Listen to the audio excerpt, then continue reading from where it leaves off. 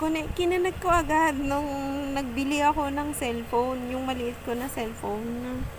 Kinonect ko agad sa wifi, tapos nilagyan ko ng email para akin yung yung email na yun. Tapos, nakita ko doon, hindi pangalan yung nakalagay.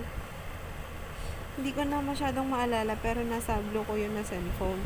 Tapos, sabi ko, hala, nagbi-blink-blink pa rin yung cellphone ko. Sabi ko, anong kumukulik dito? Kasi maliit lang yun eh, parang Android 9 lang yun.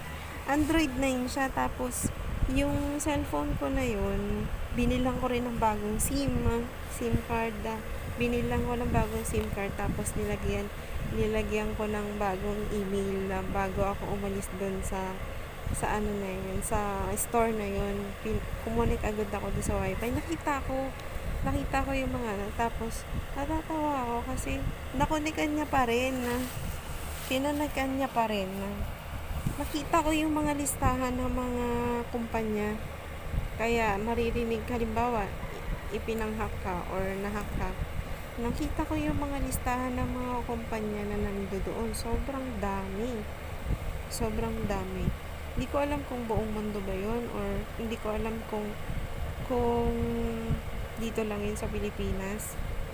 Sobrang dami. So, girl, huwag mo akong patawanin kasi natatawa talaga ako sa'yo. I-massacre. Porke pinuntahan ka dyan, porke hindi ka umaalis ng bahay. Ako kasi, umalis-alis ako kasi sakit na sakit talaga ako. Feeling ko mamamatay na ako or mahihimatay ako sa sakit kasi tinitiis ko lang nung time na yun. Hindi ko kasi nakikita.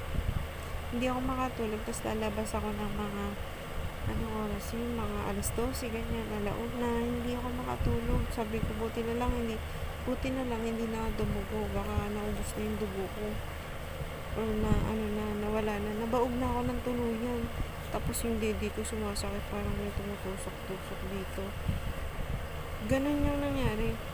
Yung ko na yung cellphone ko na yun, hindi ko na ulit ginamit kasi nagbi-blink-blink siya.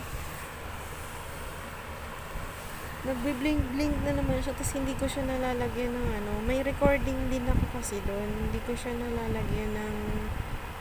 siya nalalagyan ng store or ng storage ng basta ganun yung ginawa ko dati, na nilagyan ko agad siya ng email ko.